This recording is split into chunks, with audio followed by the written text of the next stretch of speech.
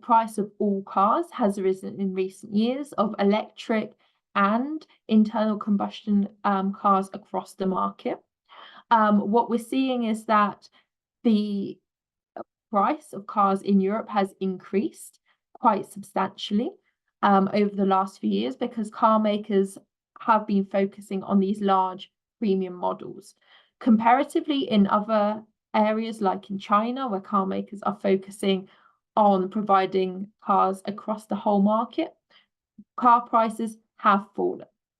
That's why we're really pushing that in Europe. Car makers bring smaller, affordable cars to the market quicker so that the average price falls in Europe like it has for China.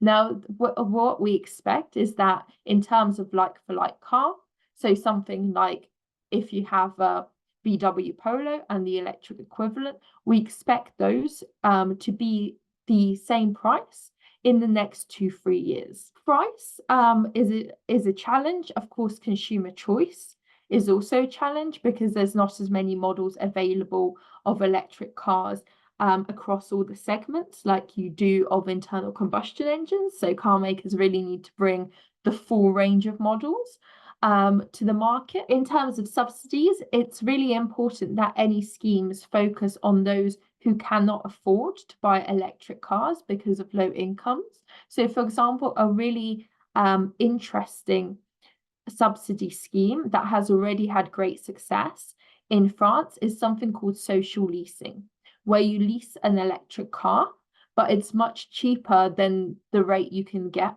from the car maker, for example, directly, or a leasing company, because the government subsidizes that lease. And that scheme is specifically tailored to lower income people. And it allows them to lease an electric car for between 50 to 150 euros a month.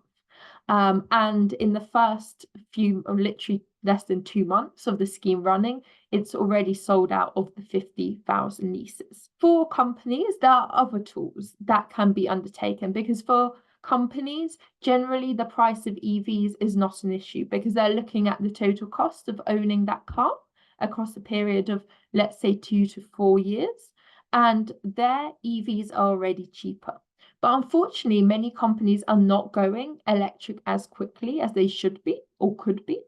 So what's really important is the EU at the moment is considering a regulation to make company cars electrify faster. And we think that setting standards for all company cars to be electric in 2030 is really important and a really good way to accelerate electrification in Europe.